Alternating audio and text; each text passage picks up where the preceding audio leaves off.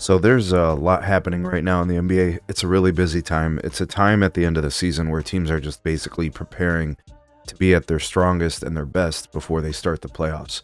Last minute pushes, the last 10 or so games in which they're trying to, get the best rotations, get their guys healthy and rested, get wins to improve their positioning as they get ready for the playoffs.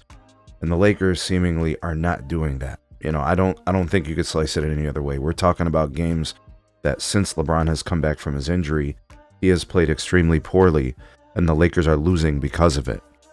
I'm actually quite surprised that, the media is not blaming Luka, is not blaming Rui, is not blaming Jackson Hayes, is not blaming Dorian Finney-Smith.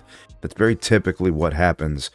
They don't look at the actual cause of the problem when indeed it is LeBron's fault they're losing games. That's currently the case. It's not always the case. LeBron was a big agent of winning in January and February when the Lakers were ripping off tons of games.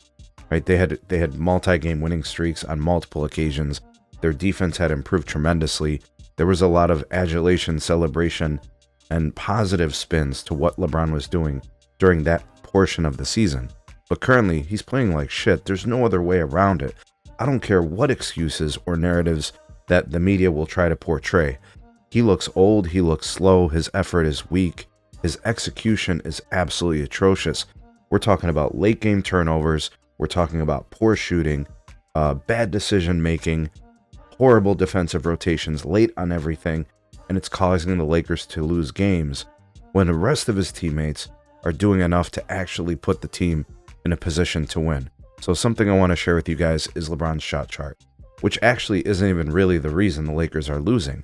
This is a typical LeBron shot chart in which you have very poor shooting outside of the paint. He's not a good jump shooter. He's very streaky.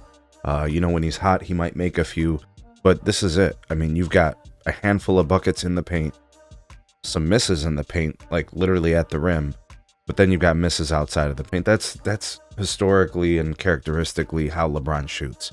That's not why they're losing games. Yeah, sure, he could make some more shots and that'll help, but there's other factors too. Here's his last handful of games since he returned from injury, which you want to look at as the March games from Saturday the 22nd against Chicago, in which they got blown out of the arena at home. He scored 17 points. You'd say, okay, that's not that bad, right? But he did so on 7 of 16 shooting, and the shot chart looked like the one that I showed you. And the bigger issue is he's still turning over the ball, right? You still have games like a 5 turnover game.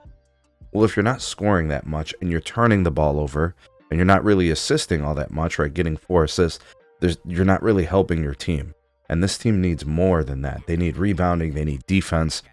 And that's another thing I wanted to discuss. And it's not just this Chicago game. Well, how about the one from last night in which he played awful, right? It was just really bad. The game against Indiana, he didn't score until the fourth quarter in terms of a field goal. He had a few free throws. There's people saying things like he had 12 assists last night against Chicago. What does it matter? He lost the game.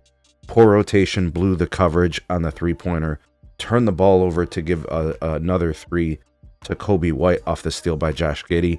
He was the one who was challenging the half-court shot by Giddey that they ended up losing on.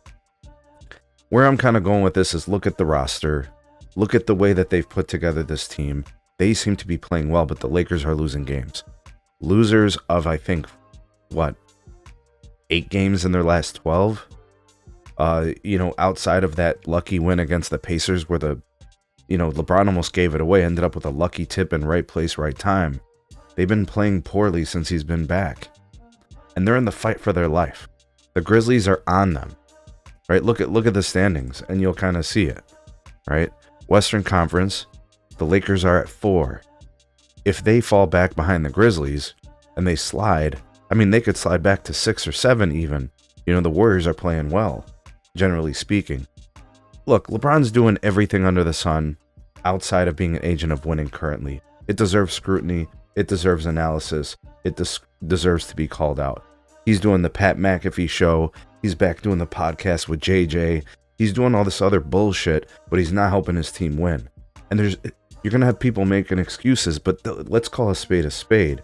they're losing and it's because of him. He seems distracted. We're seeing poor effort. He seems like he's not really in game shape. Well, we're 5 games back from the injury. What the hell excuse can you make? Lock in, put your team in a position to win. Stop choking away games.